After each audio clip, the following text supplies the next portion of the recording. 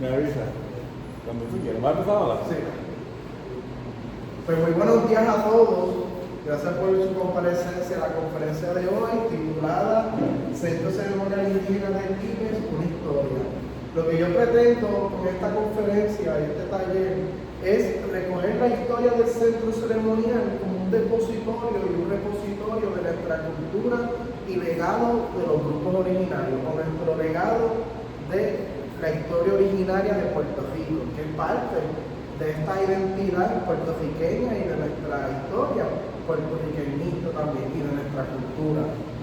Brevemente yo voy a estar explorando junto a ustedes los distintos depositorios culturales que tiene también Puerto Rico, además de Tibes, donde se concentran museos y espacios arqueológicos, donde alguna vez habitaron nuestros grupos nativos, para entonces adentrarnos a lo que es la historia propia del centro ceremonial.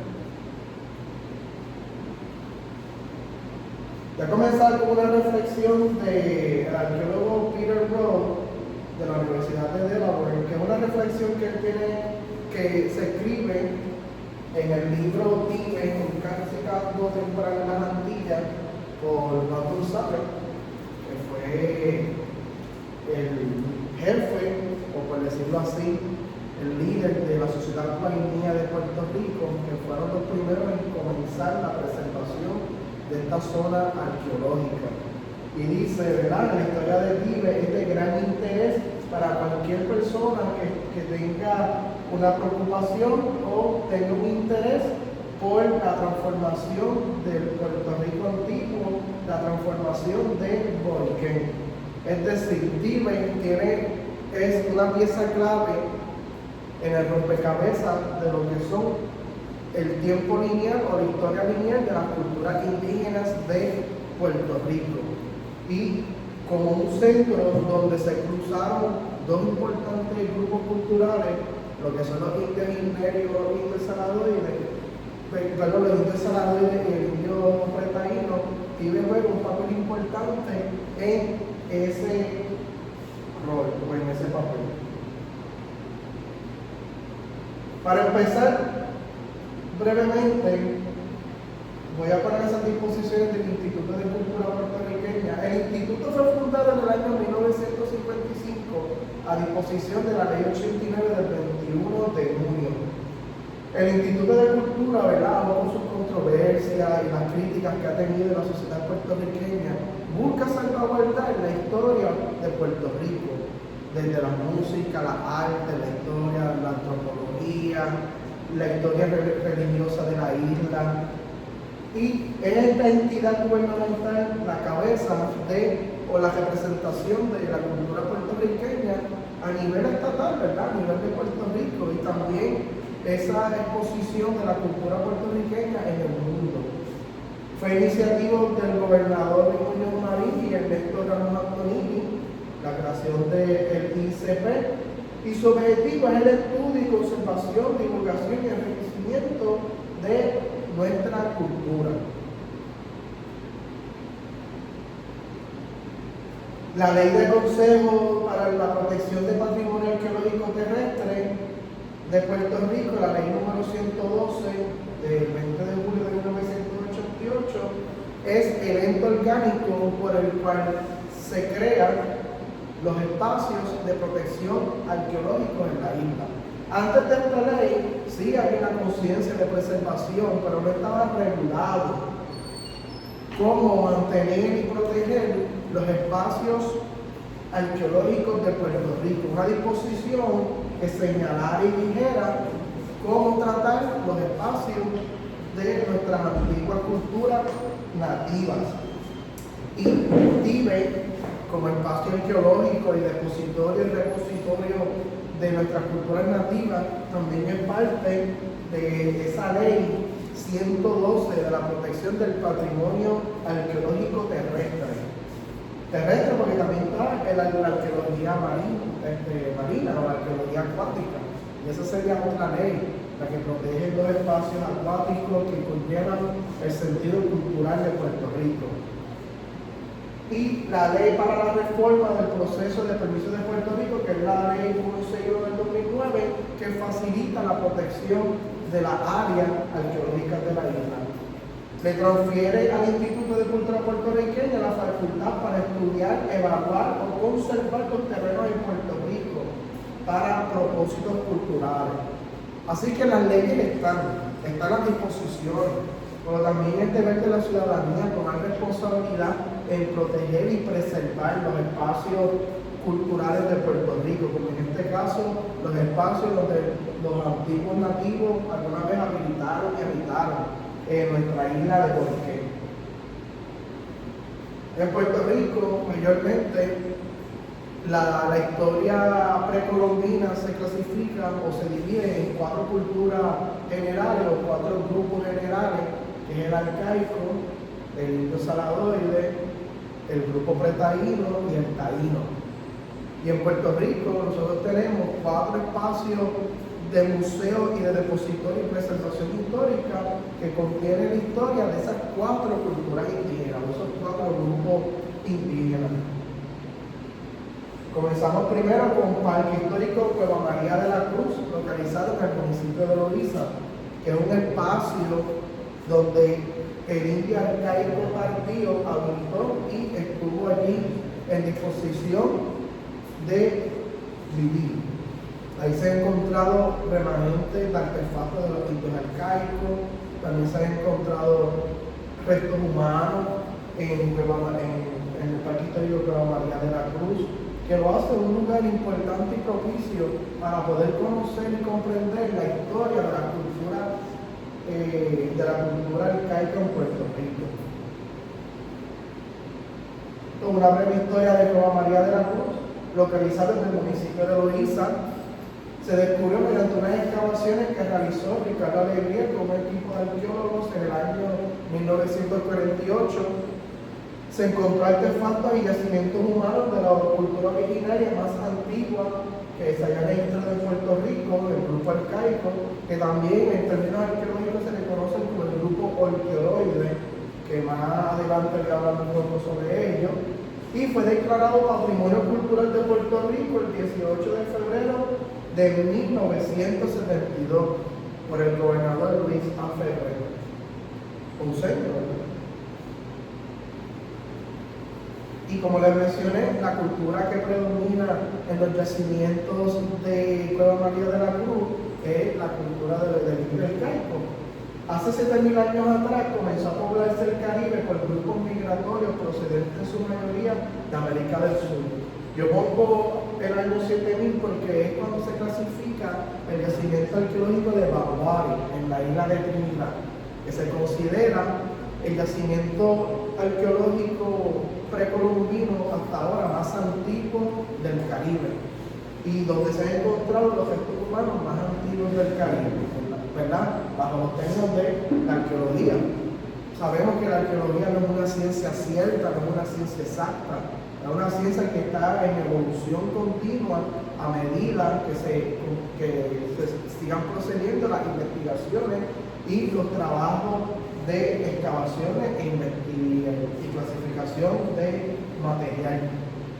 Así que hace 7.000 años atrás comienza la historia humana del Caribe, porque la historia natural del Caribe data de unos millones de años atrás. Pero la historia humana del Caribe comienza hace 7.000 años atrás en la isla de Trinidad, en la región de Baguari.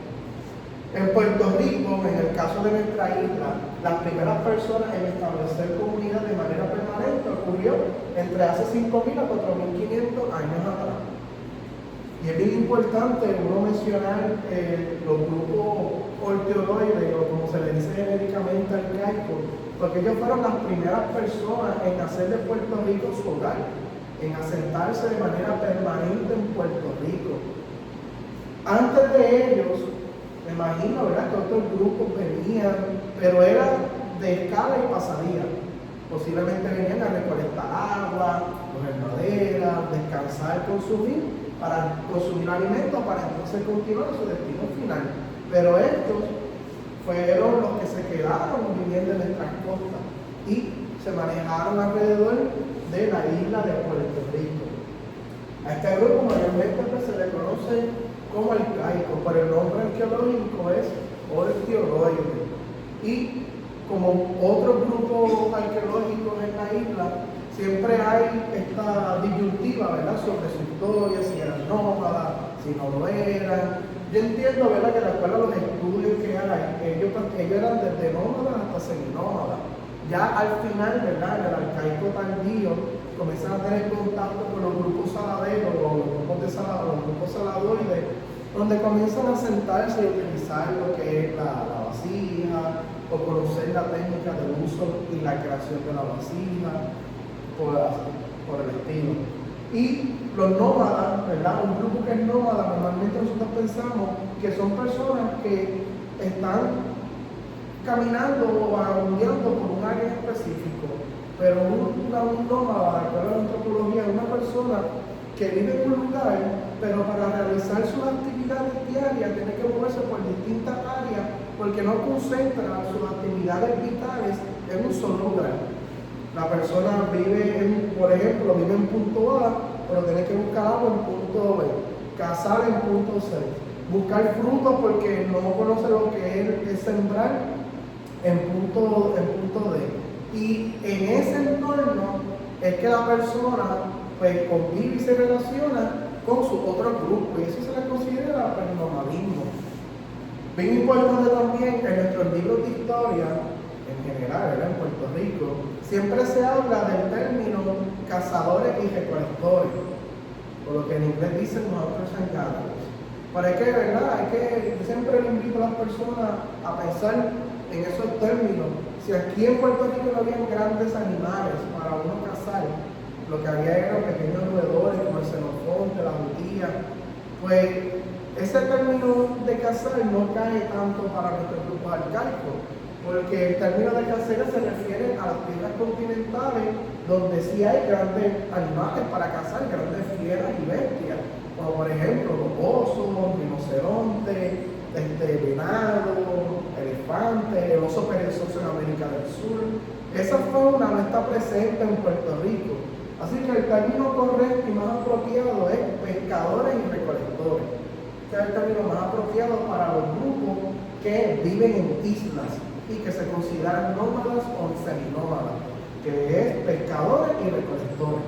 Su fuente mayor de alimento era la pesca o atrapar grandes animales marinos como delfines, la tortuga marina, tiburones, y recolectar los frutos que ofrecía la naturaleza. También otro término importante es la diferencia entre la agricultura y la cultivación. Estos grupos al principio no conocían las técnicas de agricultura, que es una técnica para reproducir alimentos, pero sí conocían lo que era cultivar, preservar una planta para que te dé frutos en el futuro, cuidarla, preservarla, como dicen, ¿verdad?, darle cariño a la planta para que te provea frutos, a un grupo de plantas o arbustos. Ya la técnica de la agricultura es más compleja porque requiere la reproducción de alimentos ante un grupo que está creciendo en población. Por eso es que los grupos arcaicos al principio eran grupos pequeños, porque la proporción del grupo depende de la alimentación que se pueda producir y reproducir. De ahí es que entonces se basa el número de personas en una población. Imagínense que nosotros tuviésemos hoy en día las técnicas de reproducir alimentos de hace 200 años atrás, cuando la población de Puerto Rico era de 1 millón. Pues mucha gente se iba a quedar sin comer. Así que uno tiene que mejorar las técnicas de reproducción de alimentos para que crezca la población. Y esa es una diferencia bien marcada entre lo que es cultivar para la supervivencia de pequeños grupos y lo que es la agricultura para alimentar una gran concentración de población.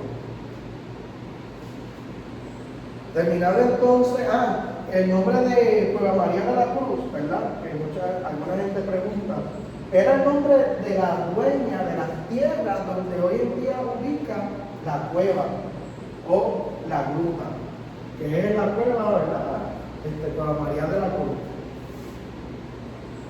Yo tenía una Cueva María de la Cruz, que es esta que está aquí. Ahí entonces que se ubica los petroglifos. Yo digo que es más como una gruta, más que una cueva, pero su tamaño, su apertura es bastante grande y enorme para los primeros nativos del casco habitar el área. Luego entonces pasamos al Centro Ceremonial Indígena de Caguana, que es más conocido en Puerto Rico. Salen un sinnúmero de revistas, artículos, documentales, videos. Eso mayormente se debe a que el grupo taíno, o lo que nosotros coloquialmente denominamos la cultura taína, pues es la más reconocida en el Caribe y en Puerto Rico, ¿verdad? Ellos fueron los españoles en sus crónicas pudieron redactar y escribir acerca de ese grupo. Fueron los que pudieron sobrevivir cuando los primeros grupos europeos llegaron aquí con la escritura, que pudieron concretizar y redactar cómo más o menos convivían los taínos en grupos. Siempre recuerden que las crónicas, aún siendo importantes para poder entender cómo vivían nuestros grupos nativos, no es la información más fidedigna ni de mayor rango de autoridad sobre la historia de nuestros grupos originarios, porque las crónicas se escribían desde un punto de vista y desde un enfoque europeo, desde un punto de vista medieval. Las personas que escribían sobre las crónicas tenían una desinformación de cómo otros grupos culturales convivían con sus distintos entornos políticos, sociales, espirituales. Así que aún la crónica, siendo una fuente importante, porque ¿verdad? No es tampoco para echar un lado, aún siendo una fuente importante para conocer el porvivir de nuestros grupos originarios, pero siempre hay que recordar que no es la información más fidedigna en cuanto a cómo vivían nuestros grupos originarios, nuestros grupos taínos. Breve historia del Centro Ceremonial de Caguana. Es considerado el espacio taíno de mayor relevancia en el Caribe, en la región del Caribe. Fue ocupado por aproximadamente 300 años entre el año 1200 al 1500 después de Cristo. Es el año que mayormente ubica el grupo taíno. Y la plaza principal cuenta con 22 petroglifos registrados. Sabemos que posiblemente hayan existido otros petroglifos, pero que con el tiempo se hayan perdido, con la lluvia, los vientos, los eventos climatológicos se erosionan. Pero los 22 impresionantes petroglifos que se ubican en la plaza principal son lo que mayormente es el arte de representación y exportación de lo que es la cultura taína y el grupo y lo que es el Centro Ceremonial Indígena de Caguana. Entre sus más importantes petroglifos está lo que se llama la Mujer de Caguana, o el nombre indígena de Atabey. La primera investigación formal del área se dio en el año 1915, así que hace más de 100 años fue que Caguana comenzó a documentarse en los registros de Puerto Rico, del gobierno de Puerto Rico. Y fue dirigida esa investigación por el doctor George Alden Mason, que era curador del Museo de la Universidad de Pensilvania, Y en 1938, Irving Rouse, que es una figura bien importante porque siempre se le considera como la figura que trajo la ciencia de la arqueología a Puerto Rico y que le enseñó a los puertorriqueños cómo hacer arqueología, realizó excavaciones para ubicar a Caguana en la cronología cultural de Puerto Rico. E incluso esa cronología cultural que él diseñó es bastante fiel hoy en día, es bastante fiel al diseño o a los esquemas de la cronología cultural presente o actualmente en la isla de Puerto Rico, con algunos cambios, ¿verdad?, en fecha y en ubicación de cultura, pero si uno busca la cronología de Rouse, es bastante fiel a la cronología actual de lo que es la cultura originaria de Puerto Rico. El parque de sus puertas en el año 1965. Los periodos históricos que se encuentran en los tienen modificado, que vienen siendo los pretaínos y Capá, el estilo Capá, que ya es el taíno propiamente, de 1280 a 1500. Claro, los bienes modificados se han encontrado poco, no lo suficiente, ¿verdad?, para denominarlo como un parque pretaíno, porque lo que sí se ha encontrado en Caguana, que marcó la historia de esa región, son los petroglifos y los artefactos de la cultura taína. Pero no obstante, aquí se han encontrado también artefactos de los bienes modificados, que son los pretaínos perdidos. Siempre yo también recalco que normalmente las distintas hay otras culturas que por algún momento, en algún momento histórico, han rodeado o posiblemente acusado un espacio arqueológico, un espacio que denominamos área arqueológica, pero no necesariamente quiere decir que ellos marcaron esa área o marcaron ese espacio lo suficiente para que se denomine como un espacio cultural de ese grupo. Por ejemplo, aquí en Tíbet, nosotros hemos encontrado artefactos de los indios taínos, pero no quiere decir que esto sea un parque fiel a la cultura taína, porque son tan pocos los fragmentos que se han encontrado que no podemos denominar que es un parque de los grupos taínos, pero sí se ha encontrado lo considerable para denominar este parque de la cultura saladoide y luego de la cultura pretaína, que obviamente lo vemos en los bateos y en las plazas que están en el área arqueológica del Centro Ceremonial Indígena de Tíbet. En el 1992 fue incluido en el US National Register of Historic Places y en el 1993 fue incluido en el Registro de Patrimonio Cultural de Puerto Rico. Y brevemente, los grupos taínos, ellos hicieron esa máxima expresión allí en Caguana, y por lo menos de lo que tengamos récord de la historia, Caguana es el espacio del indio taíno más considerable en Puerto Rico y en el Caribe. La última cultura indígena en Puerto Rico, antes de la llegada de los españoles, donde se da ese famoso encuentro entre los grupos taínos y los españoles. El término taíno se adoptó en el siglo XIX y significa bueno, así que el término taíno es un adjetivo que se le puso a esos grupos. Nosotros no sabemos a ciencia cierta cuál era el nombre del grupo que nosotros denominamos hoy taíno. Sí conocemos posiblemente el nombre de los grupos taínos de la isla de Santa Cruz, que se le llaman Ay, pero de Puerto Rico, que no conocemos más allá del nombre de origen, cómo ellos se denominaban. Ahí uno se da cuenta que los grupos españoles que vinieron para acá, especialmente los escribas, que eran los que se dedicaban a escribir y documentar la historia, porque para aquel entonces no todo el mundo se le escribir, no todos los marineros que llegaron con los conquistadores españoles se le escribir, solamente el capitán, el conquistador mayor y el escriba y algún religioso que haya venido con ellos la travesía, son los que saben escribir y leer. Y esto te das cuenta que al no buscar o clasificar un nombre para el grupo originario, que ellos no tenían un conocimiento en lo que es la técnica de la arqueología y la antropología, o especialmente lo que se llama la etnografía, que la etnografía es la ciencia que se dedica a estudiar y observar lo que son los grupos que actualmente viven y existen. La arqueología también se le llama la etnografía, también se le conoce como la arqueología viva, porque estudia los grupos que están vivos, que existen, que tú puedes verlos, compartir con ellos, incluso convivir con ellos.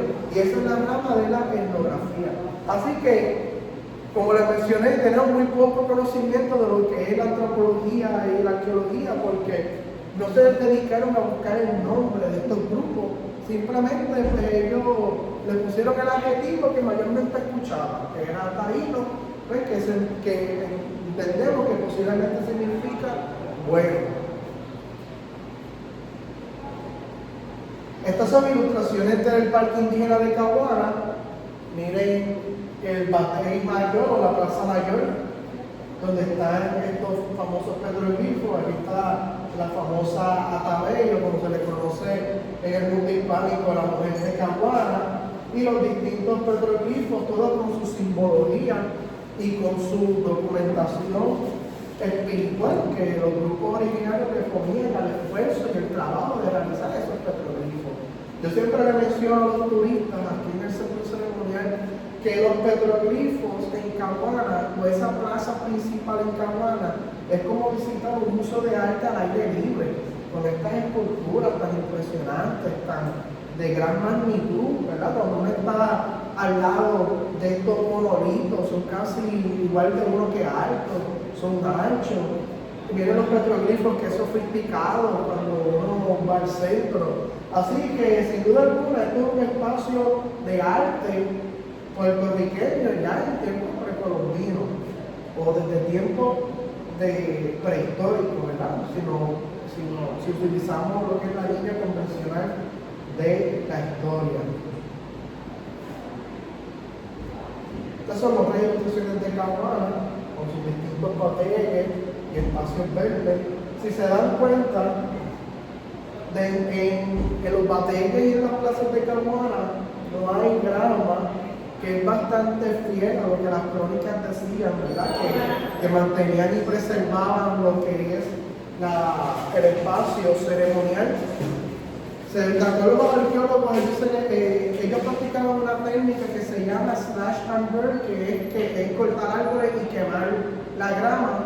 Con eso no simplemente purificaban el espacio para convertirlo en una demarcación espiritual o ceremonial, sino que también purificaban la tierra. Tenía dos propósitos: la técnica del cortar y quemar, de cortar árbol y quemar. Así que mantenían el lado del espacio puro, posiblemente con poco árbol, me refiero a ese espacio que se considera área ceremonial, posiblemente con poco árbol y sin grama también, para poder construir sus conucos o sus balas, que son pequeños espacios de agricultura, porque ya el indio taíno que conocía la técnica de la agricultura. Y también para mantener sus espacios purificados, limpios, para el bienestar de ellos ante los dioses y para el culto de sus distintas figuras espirituales. Aquí, como les mencioné, tiene grama, posiblemente tampoco no había una grama en los espacios alrededor, y como lo vemos aquí, no existían árboles, los árboles estaban pegados alrededor. Así que Caguana es bastante fiel a lo que posiblemente eran los espacios ceremoniales de los tiempos precolombinos en el Caribe, ¿verdad? Con excepción de la grama en su área.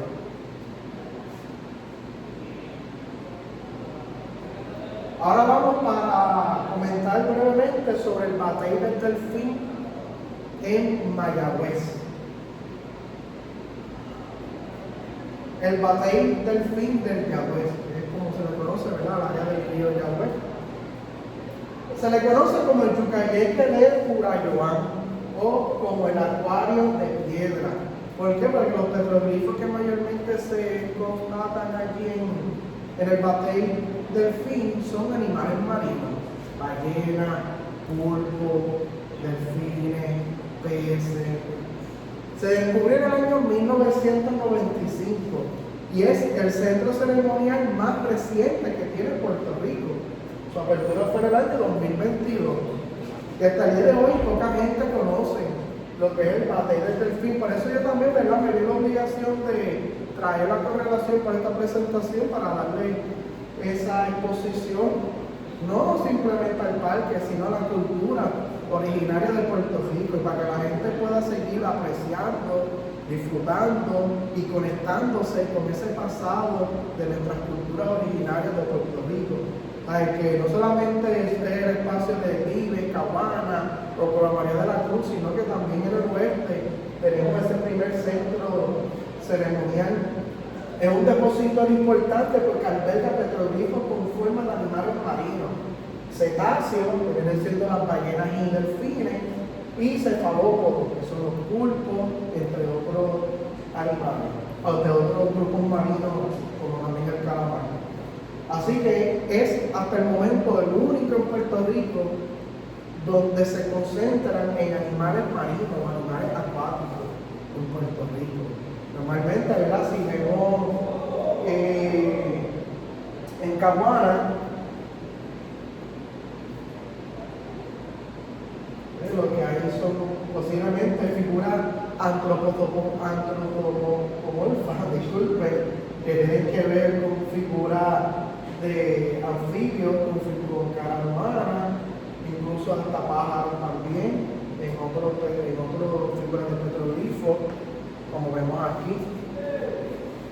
Pero animales marinos, pues ya el papel del delfín proponen o traen eso sobre la mesa.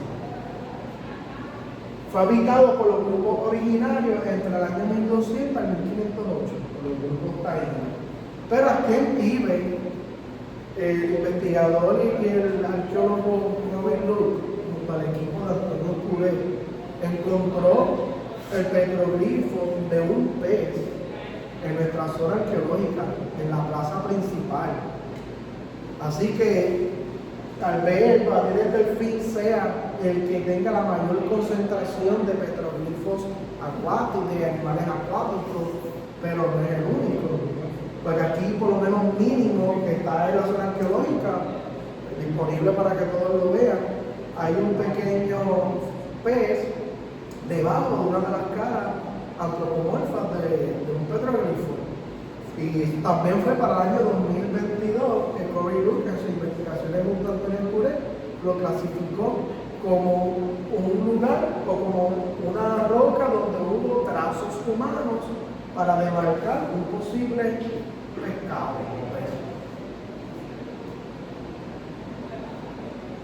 Estas son las ilustraciones del papel del delfín. Hay muy pocas ilustraciones, ¿verdad? Para hacer un parque que recién abrió. Pero este es el famoso delfín. Hay gente que a veces se pregunta si es de verdad un delfín o no ven la figura del delfín. Pero esto es lo que se clasifica como el delfín, por eso es que toma el nombre papel delfín. Tiene un petroglifo antropomorfo cerca de su área frontal, incluso hasta un posible ojo también. ¿A ustedes lo ven como un delfín? Para mí tiene la forma de un delfín. Y esta es el área de lo que viene siendo la plaza principal del papel delfín, con sus distintos petroglifos de animales acuáticos. Entonces es curioso porque aunque Mayagüez es un municipio costero, ¿verdad?, con el famoso puerto de Mayagüez, pero estos petroglifos y este centro ceremonial se encuentra en la zona montañosa rural de Mayagüez, en colindancia con las Marías Maricadas. Así que quiere decir que yo tenía un contacto con el océano para poder ver esas figuras marinas, porque si tú no las ves, tú no las puedes imaginar. Así que ellos iban al océano, ¿verdad?, al canal de la Mona, mejor dicho, a ese espacio del océano Atlántico que se llama el canal de la Mona, y observaban esos animales que al día de hoy abundan por el canal de la Mona, porque cuando es la fecha de las ballenas aparearse, la gente va a Rincón a ver las ballenas, que es dentro de ese espacio que es el canal de la Mona. Así que ellos veían los animales que abundaban en esa área. Ahí también tú puedes ver delfines, porque yo he visto delfines desde la orilla en ese espacio del canal de la Mona. Así que es un lugar importante. Y al igual que Vives, está en un área que se puede conocer o se dice como espacio o línea liminal. Un espacio que hace frontera entre la zona costera y la zona montañosa. Porque aunque está en la zona rural de Mayagüez, no está en el espacio montañoso de Puerto Rico o en el área montañosa de Puerto Rico. Está en una frontera liminal, que eso se define mayormente como una frontera psicoespiritual o mágico-religiosa, que muchos grupos prehistóricos tenían para separar el mundo material, de donde ellos consumen y buscaban sus alimentos, del mundo espiritual, que era mayormente los lugares altos o donde estaban las montañas. Y al igual que Tíbet, que se encuentra en un espacio liminal, o en una línea o frontera liminal, aquí nosotros estamos cerca de la costa, pero también estamos cerca de la área montañosa de Puerto Rico, el camino hacia Ruta, igual que Jácana, el antiguo yacimiento Así que era un espacio bien importante para los grupos nativos, esa frontera psicológica espiritual o mágica espiritual entre el mundo de los dioses y el mundo terrestre. En el libro de Curén, Ives, The Center of the Cosmos, habla de cómo Tíbet también está en esa área liminal, como está el bateo del delfín. Ahora vamos para las piedras, ¿verdad? Ahora nos movemos más hacia del oeste, hacia más el este de Puerto Rico. El Parque Ceremonial Cueva del Indio, localizado en el municipio de Las Piedras. Los estudios de excavación comenzó propiamente en el 1986 por los arqueólogos Miguel Collazo y Víctor Torres, y para el año 2003 fue incluido también en el US National Register of Historic Places. Casi todos los espacios arqueológicos de Puerto Rico están bajo la clasificación del US National Register of Historic Places, con excepción del delfín, que como va a ser tan nuevo, todavía no se ha trabajado en la documentación para tener en la clasificación de lugares importantes de preservación histórica. Parque Ceremonial Cueva del Indio, aún encontrándose en el 86 y abriendo al público en la década de los 90, un parque que casi no se habla, casi la gente no lo menciona, no se comenta, muy poca gente lo visita, y es un parque interesante porque es un espacio del indio taíno, pero hasta el momento, porque no se han hecho más investigaciones arqueológicas, pero bastante reducido, privado y hasta pequeño. Posiblemente sea más grande, pero como le mencioné, no se han hecho las investigaciones propias, pues no pueden expandir el espacio arqueológico, pero es un lugar que está cerca del río de Cagua y que también colindra con lo que viene siendo el municipio de Cagua. Estas son ilustraciones de uno de los batalles que tienen allí. Ellos principalmente tienen 3 batalles, este es uno, porque se conoce el más importante de los 3. Y este es dentro de la cueva, una ilustración dentro de la cueva allí del Parque Ceremonial de Las Piedras. Si pueden ver aquí también posiblemente hay otra figura como Atabey, con la corona dentro de esa cueva, y otra figura antropomorfa también. Y esto ya para mención breve, el Museo del CENI, localizado en Jayuya, es otro repositorio en Puerto Rico. Está dentro de los predios de la Casa Museo Canales, ¿verdad? Donde la familia Canales, Nemesio Canales, Blanca Canales, hicieron sus actividades en Nemesio Canales en el ámbito literario y Blanca Canales en el ámbito político, pues tenían sus distintas actividades que fue una familia que marcó la historia de Puerto Rico. Y dentro de los predios de la casa de la familia Canales, pues, tienen allí el Museo del CENI de 2 pisos, donde contiene un vasto espacio arqueológico de mayormente la cultura taína. Y abrió sus puertas en el año 1989. Otros depositorios y repositorios que están en Puerto Rico, pero claro, no se limita a estos 4, pero que son para mí los 4 principales, es la Casa Museo Federico de Getó en Aimonito.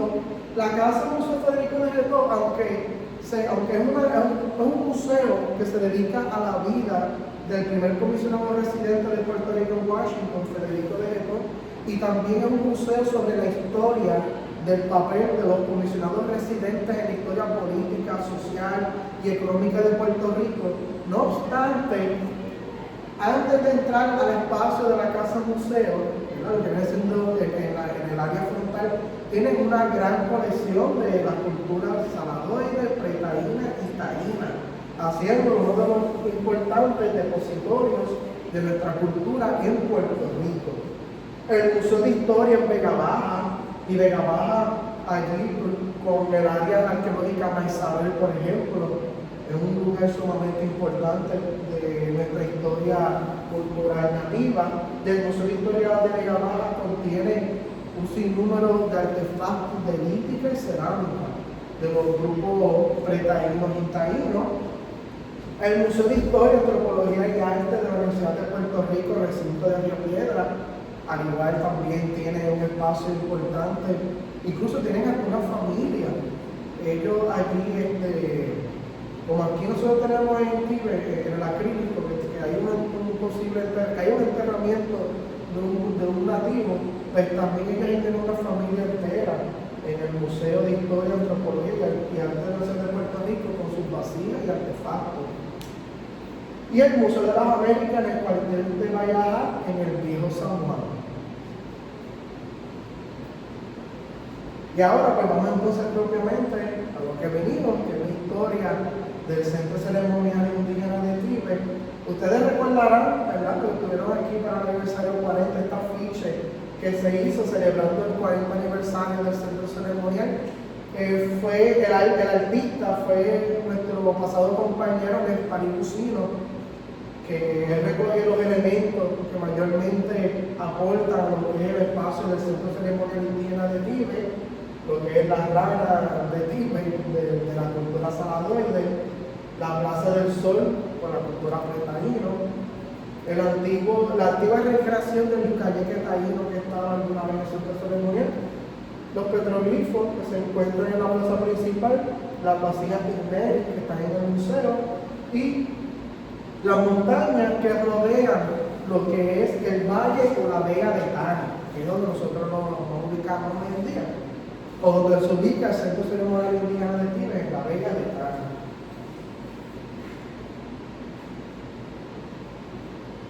La historia del Centro Ceremonial se puede remontar la historia propia escrita para el año 1975 con el paso de la tormenta tropical Eloísa.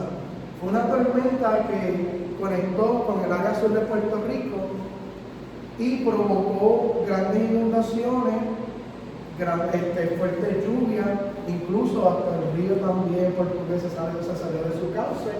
Y esas grandes inundaciones destapó o sacó a la luz los espacios arqueológicos que conocemos hoy en el Centro Ceremonial. Comenzó a sacar a la luz, a destapar hileras de piedra, artefactos de cerámica, artefactos de lítica, y en ese proceso el vecino del área, Luis Hernández, por ejemplo, junto a otros, comenzaron a caminar y a andar por el espacio.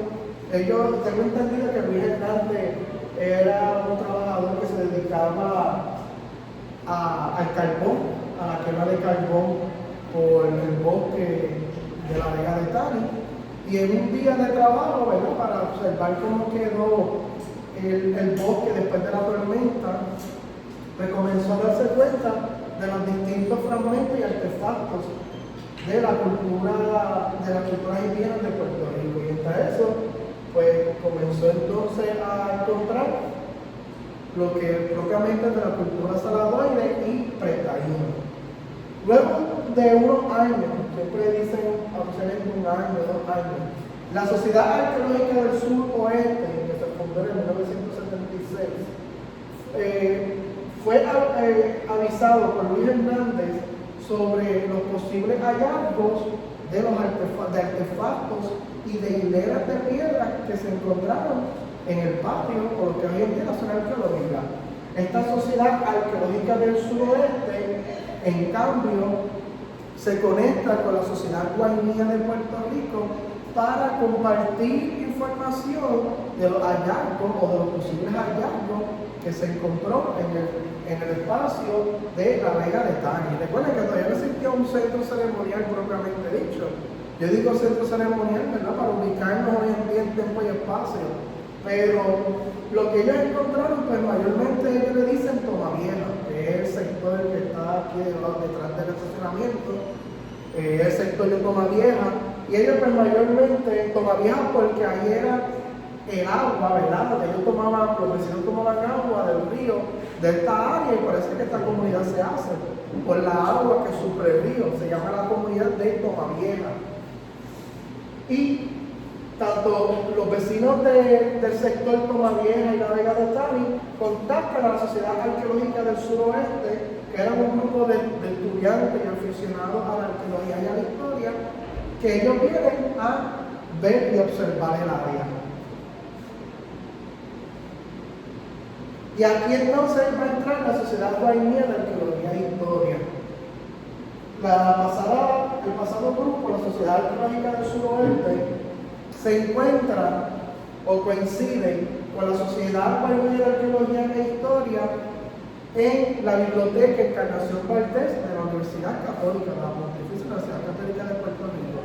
Mayormente yo era estudiante de historia con intenciones de ir al Centro de Estudios Avanzados de Puerto Rico y el Caribe, que es una escuela que se dedica a los estudios graduados, ¿verdad? Luego de un bachillerato, a los estudios graduados en arqueología, historia y literatura, y ellos pues eran para aquel entonces estudiantes de historia y aficionados en la arqueología, y coinciden con la Sociedad del Suroeste, donde se divulga y se comenta la información de un increíble número de hallazgos que se encontró por el sector de Comavieja o por la vega de Cali.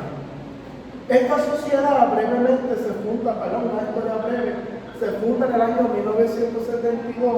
Yo siempre señalo que es importante porque gracias a ellos es que la historia del centro ceremonial y existe, no solamente la historia, sino que existe un espacio que se llama hoy en día Centro Ceremonial Indígena de Tíbet, porque ellos son los primeros que van a comenzar a trabajar para preservar estas tierras.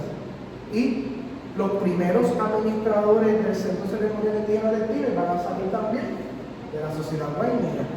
Así que gracias a ellos que existe esta fundación o estos fundamentos, esta estructura física que nosotros conocemos hoy como Centro Ceremonial Indígena de Tíbet. Este grupo estaba compuesto por aficionados, estudiantes y profesionales de la rama de arqueología e historia, porque luego entonces ellos van a pasar a lo que se llama el Centro de Estudios de Puerto Rico y el Caribe y graduarse en historia. Mayormente las investigaciones más importantes, ¿verdad? No relegando las otras, pero las más importantes que se conocen son las investigaciones de Pedro Alvarado y Juan González. ¿Por qué son importantes las investigaciones de ellos dos? Porque las primeras excavaciones e investigaciones y los estudios en lo que sería en un futuro el Centro Ceremonial Indígena de Tíbet se recogen en sus dos tesis de maestría. La tesis, la cerámica del Centro Ceremonial de Tíbet, la tesis de maestría de Pedro Alvarado, que se defendió en el año 1981, y la tesis de Tíbet, un centro ceremonial indígena, tesis de maestría, defendida en el año 1988 por Juan González. Esas dos tesis son los fundamentos arqueológicos del cual se va a sostener el Centro Ceremonial Indígena de Tíbet, y de esas dos tesis es que es posible este centro ceremonial y toda la documentación e investigaciones posteriores. Con el tiempo, Juan González va a publicar su tesis de maestría en este libro. Tíbet, un cacicazgo temprano en las Antillas. Este es el libro de Juan González, que originalmente fue su tesis, donde se recoge la historia del deseo, de cómo era el espacio del sector Comavieja.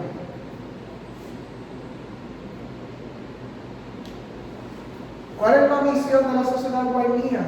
Que esta misión se establece cuando ellos encuentran estos lugares: educar, exhibir y preservar. Educar para que los puertorriqueños conozcan o descubran el primer ente formativo de la cultura puertorriqueña, que para ellos es el Centro Ceremonial Indígena de Tíbet. Y claro, porque es el centro ceremonial hasta el momento más antiguo de Puerto Rico también. Exhibir el legado dejado a nosotros para que nuestros visitantes vean y aprecien, las vasijas y el variado instrumental que hicieron y utilizaron nuestros indios, las palabras que ellos pusieron. Preservar el legado centenario para que futuras generaciones de puertorriqueños aprecien y disfruten el legado cultural originario de Puerto Rico.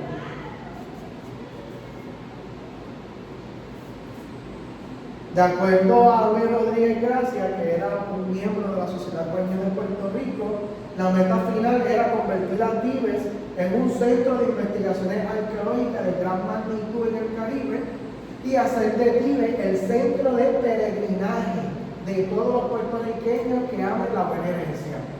Y estas son las palabras célebres que dijo alguna vez Luis Rodríguez Gracia cuando se pudo concretizar el Centro Ceremonial Indígena de Dives. Fue cómo lo logramos, ¿verdad? En forma de emoción, cómo lo logramos. Originalmente dice Dives, cómo lo logramos. Esa era la palabra original de él cuando este proyecto, dentro de una maleza casi imposible de penetrar, se convirtiera en el espacio que nosotros tenemos hoy.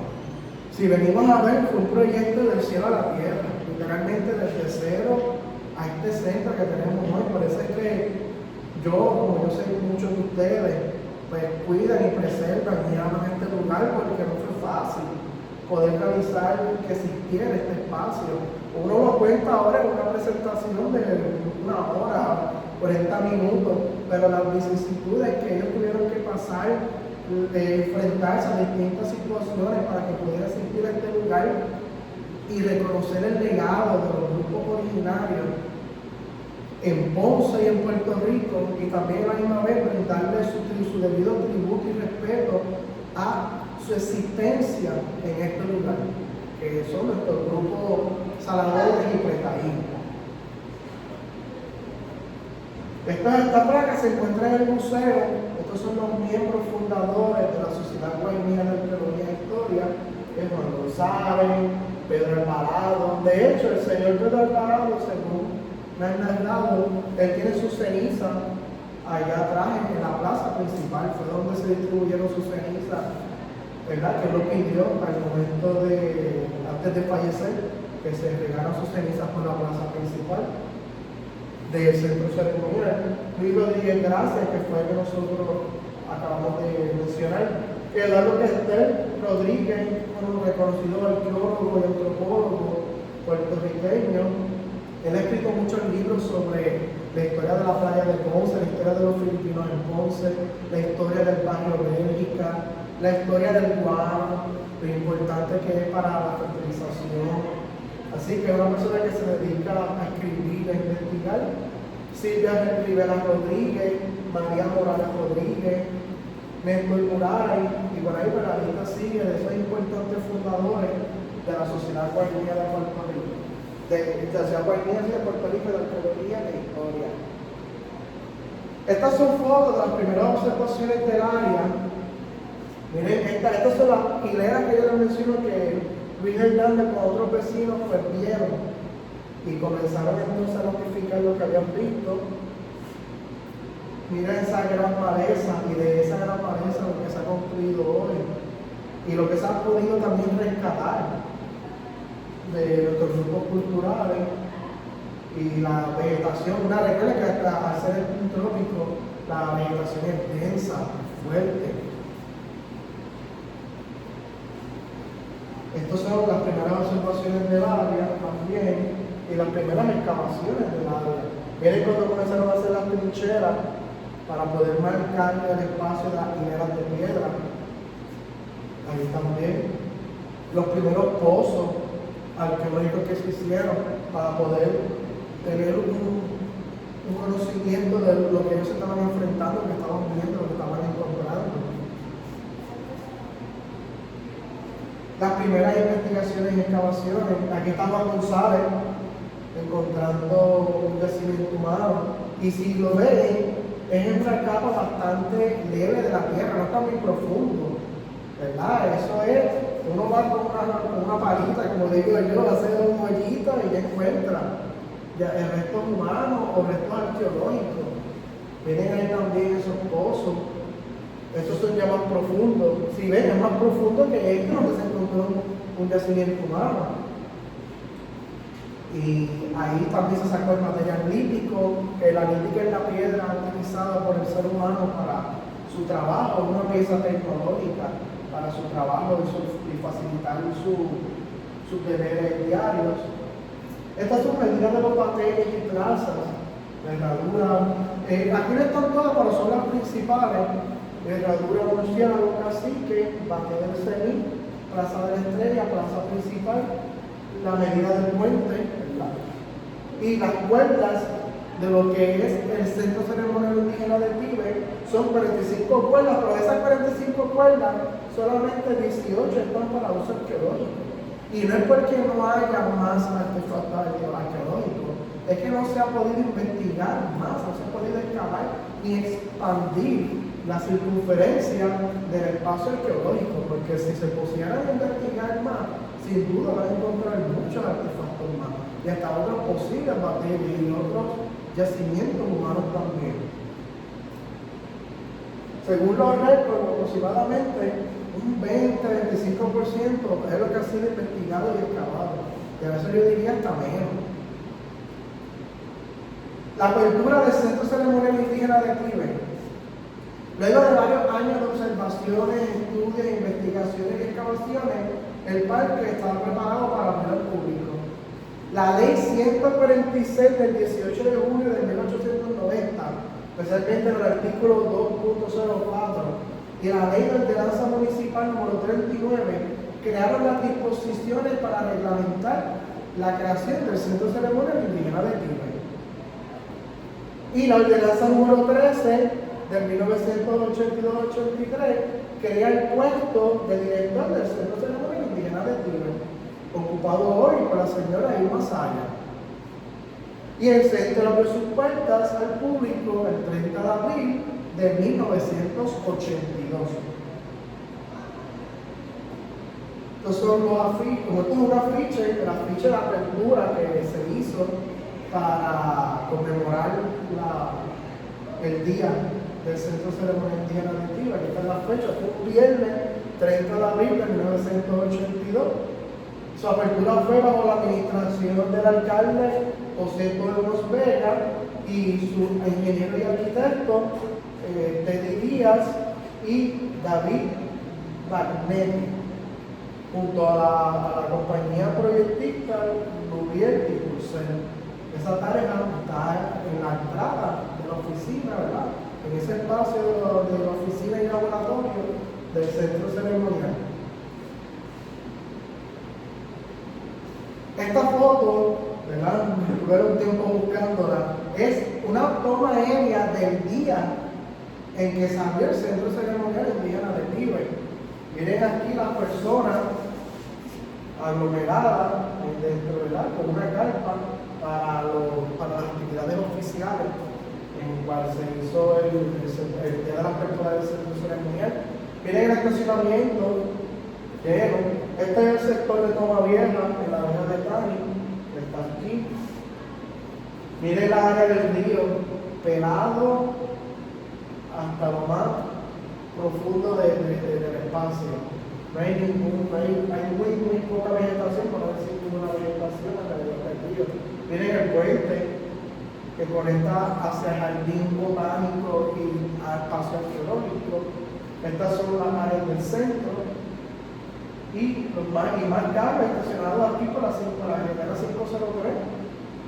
Así que fue un evento muy concurrido.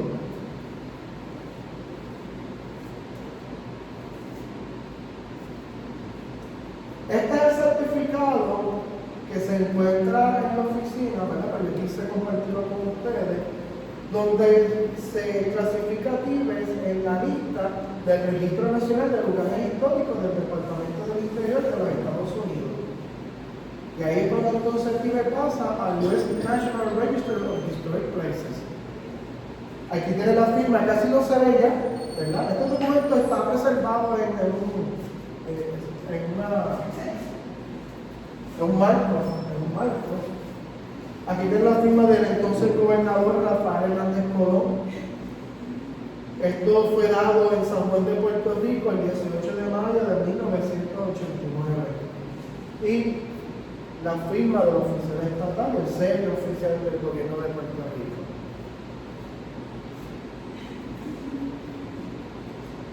Ya estas son las primeras fotos de los días de apertura.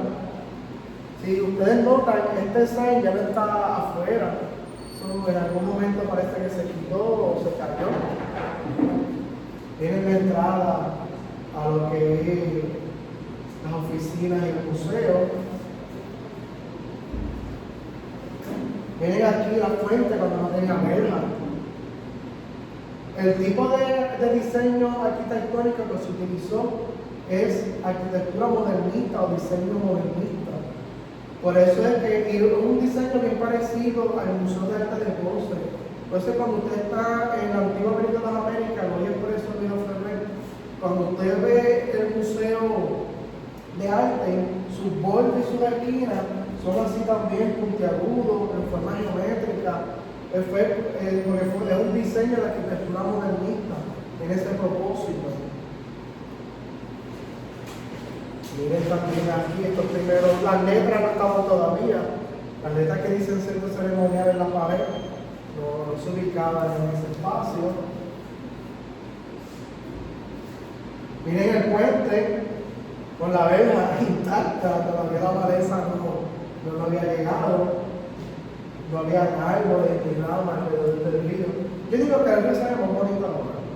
Aún, ¿verdad? Aún pueden decir que la maleza, pues a veces hace su estrago, pero para mí se ve más bonito que como estaba esto, con esa vegetación.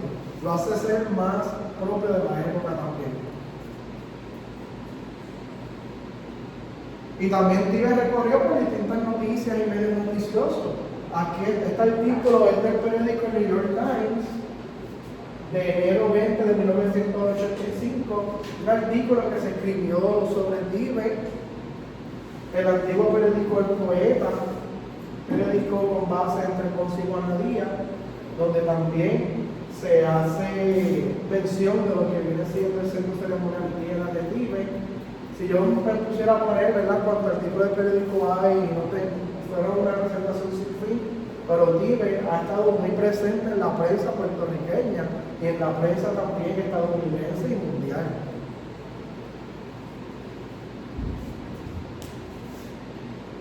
Estos son ilustraciones del centro indígena, ¿no?, para el efecto de las personas que no ven en el video. Esta es la Plaza de la Estrella. Yo siempre menciono que algo bien importante es que esa Plaza de la Estrella, más allá de ser un lugar para observar, para tener ese contacto espiritual, también es un lugar de observación astronómica, porque nuestro grupo, nuestros indios también se dedicaban al estudio, a conocer y a aprender. Y es bien curioso que dentro de esta área está este espacio de observación astronómica, la Plaza de la Estrella, pero que más adelante, ¿verdad?, cogiendo por la carretera 10, en algún momento estuvo el radiotelescopio de Arecibo. Así que no es coincidencia que esos dos espacios de astronomía, antiguo y moderno, estén en un mismo espacio geográfico.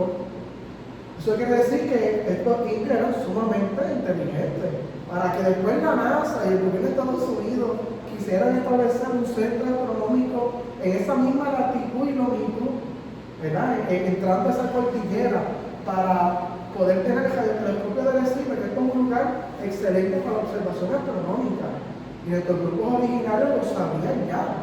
Por eso es que ellos habían construido una plaza con figura del sol o de la estrella, para rendir culto, algún tributo a seres estelares, o ver una bendición de los dioses, o sus creencias espirituales y unidas o hilvanadas a lo que son los cosmos y el cielo, pero también se dedicaban a observar el cielo.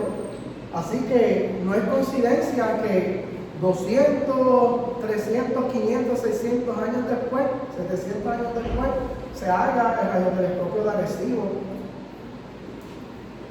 Entonces, esto demuestra también que ellos eran una cultura sofisticada, no tenían la tecnología de nosotros, pero conocían y veían y observaban lo mismo que nosotros podemos ver también, dentro de su tiempo y espacio, su tecnología y su conocimiento. Estos son los dos centros de depositorio más importantes del Centro Ceremonial Indígena de Tibe, lo que es el museo y el espacio del laboratorio. La mayoría de estas fotos es gracias al compañero Christopher, que estuvo de fotógrafo en el área para documentar los espacios de depósito y repositorio. Ya entonces podemos concluir. Yo puse esto para efecto de la presentación y para efecto de guardar la presentación para futuras ocasiones. No voy a entrar en detalle en lo que es la cultura Salvador y Pretalino.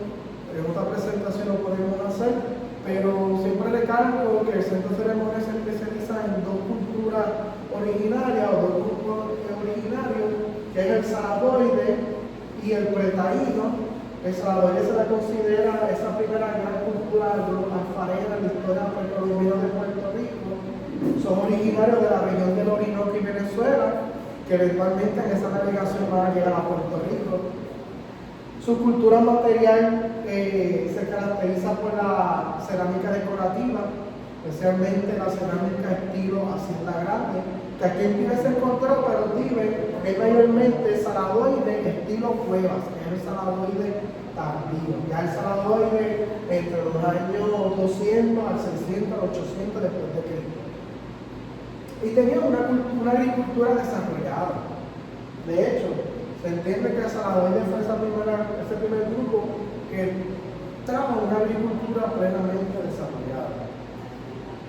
Estas son las vacías estilo Hacienda Grande y Cueva. La Hacienda Grande es la que está decorada y pintada. Cueva es la que no está decorada. Está posiblemente con un retoque de pigmento, pero no está decorativa como la Hacienda Grande. Cultura pretaíno, que es la segunda cultura en habilitar y habitar el centro ceremonial. Es bien importante porque el grupo saladoide, ellos son los que van a convertir a Tibe en un centro de comunidad, en un espacio para convivir, cementerio. Se ha encontrado también hasta un posible zorro de bohíos, comunidades pequeñas, de 2 a 3 bohíos, o de 3 a 4 bohíos. Pero el pretaíno es el que va a transformar este lugar de un espacio para vivir a un centro ceremonial. ¿Cómo lo hicieron? Pues con las estructuras de piedra, que son los batejes y las plazas que tenemos en la zona arqueológica. Y sí, son estructuras, yo también diría que son la infraestructura precolombina de Puerto Rico, o la infraestructura de nuestros grupos originarios. Tal vez nosotros aquí no tenemos esos grandes templos, pirámides, como las culturas de Mesoamérica o de América del Sur, pero sí tenemos nuestra propia infraestructura, que son los batejes y las plazas. Esa es nuestra arquitectura, nuestra infraestructura precolombina, la razón para también sentirse orgullosos de ella. Tibes, entonces, se encuentra en la región fronteriza de otras regiones culturales. Como les mencioné, aquí es donde se encuentra la cultura saladoide y pretaíno. Y Tibe, al igual que el Batey Delfín, se encuentra en ese espacio liminal o ese espacio fronterizo, que es un espacio psicológico espiritual entre el mundo terrenal y el mundo espiritual, entre la costa y el mundo montañoso. Los yacimientos más importantes de esta cultura se han encontrado en la costa sur y oeste de Puerto Rico. Tibe se encuentra en el sur. Incremento demográfico y aumento de distribución en la región central de Puerto Rico. Con el pretaíno comienza propiamente una explosión poblacional, comienza un desarrollo poblacional en Puerto Rico. Estas son vasijas pretaínas que están en el Museo de la Cultura Indígena de Puerto Rico. Si ven la diferencia a la de los igneos y saladoides, son más amplias, más plásticas para el uso, menos artísticas, con menos pigmentos, pero tienen decoraciones de incisiones. Esas incisiones que van a evolucionar en las famosas incisiones decorativas del indio taíno. Esta noticia yo la quise demarcar porque mucha gente piensa, pues al el parque hay un museo, hay un espacio arqueológico, pues hasta ahí llegó Tibe. Pero Tibe todavía es una fuente de investigación y de descubrimiento. ¿verdad? Este artículo del 2018 se titula Escudriña Antibes, el centro ceremonial no cesa sus revelaciones. Todavía Tibes tiene mucho que ofrecer, mucho que aportar, que contribuir a la historia de Puerto Rico. No solamente terminó con su apertura y el que quiera venir, pues bienvenido. No, todavía la Sociedad Académica de Arqueología y Antropología tiene un gran trabajo, un gran reto en continuar expandiendo el conocimiento que existe en Tíbet, ese conocimiento precolombino y el estudio de los yacimientos arqueológicos en lo que llamamos el Centro Ceremonial Indígena de Tíbet. Aquí está Curel, ¿verdad? Uno de los editores de este libro, Tibet, People and Power at the Center of the Cosmos, libro importante. De hecho, el último libro que se redactó de investigaciones del área, o que recoge las últimas investigaciones del Centro Ceremonial. El arqueólogo Curel menciona que él está trabajando en un segundo libro con la información más reciente y estamos bien alegres, ¿verdad?, para recibir ese libro. El de Juan González, pues mayormente recoge la historia del Centro Ceremonial y la historia de los primeros espacios arqueológicos y esta de las últimas informaciones y novedades. Como les mencioné, Tíbet todavía no cesa en sus revelaciones. También tenemos el estudio del arqueólogo Sean Sullivan, que nuestro compañero Luis Martínez trabaja y menciona tanto en su recorrido. De hecho, él también ha realizado conferencias referentes a los equinoccios y los solsticios y cómo se relacionan con los espacios de los batalles y las plazas en el Centro Ceremonial Indígena de Tíbet, todo de acuerdo o basado en el estudio arqueoastronómico de Sean Sullivan. Así que Tíbet todavía no deja de sorprendernos, ya sea desde el punto de vista arqueoastronómico, arqueológico, por aire, por tierra, por agua. Tíbet es un lugar que es una caja abierta a un sinnúmero de oportunidades para continuar investigando y descubriendo esa historia precolombina puertorriqueña. Eso es la referencia de los libros y con esto llegamos al fin de la presentación. Espero que les haya gustado, que haya contribuido y que haya sido de aportación para el conocimiento en general de las culturas originarias de Puerto Rico. Muchas gracias.